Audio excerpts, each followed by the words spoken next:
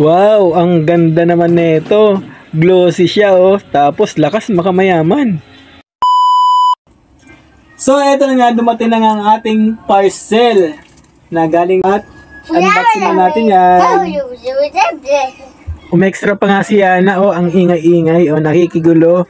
Oh, yan, buksan na nga natin yan para makita nyo na, nakakatuwa yan. Alam nyo ba na kung bibili kayo ng inyong table, pang opisina man yan, para sa inyo man pansarili sa bahay, okay na okay yan may mga padi kasi po yan ay napakaganda talaga. At ang tibay niya, nagamit na kasi namin kaagad yan pagkalabas pa lang yan. Oh, di ba? Tingnan mo naman. Kaya ito, madaliin natin ang unwrap natin yan para makita nyo na kaagad. Oh, dahil hindi talaga kayo magsisisi. Tsaka wala na kayong iintindihin pa, wala na kayong aalalahanin pa dahil alam nyo ba na hindi na kayo niyan a-assemble pa dahil naka-assemble na talaga yan.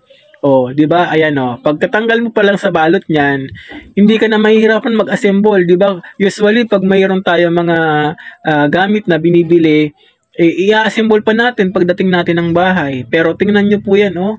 Wala na kayong i-assemble dyan. Tatanggalin nyo lang yung mga nakabalot dyan. Presto, ayan na, oh. Table na agad siya. Oh, di ba? Ganda, oh. Glossy siya, oh. Oh, tapos ang tibay ng paa niya. Oh, di ba? Oh, ganun lang. Oh, di ba? Wala ka na isusuksok pa, itutornilyo pa. Naka-assemble na siya talaga. Oh, di ba? So, ipopold mo lang siya. Pag hindi mo siya gagamitin, ipopold mo lang. Makakalis ka ng space. Oh, di ba? Ganda. Oh. Panalo. At eto na nga, ginamit na agad namin siya. Oh, di ba?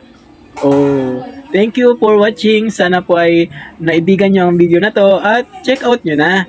Di ba? Para hindi lang ako masaya, pati din kayo. Bye-bye.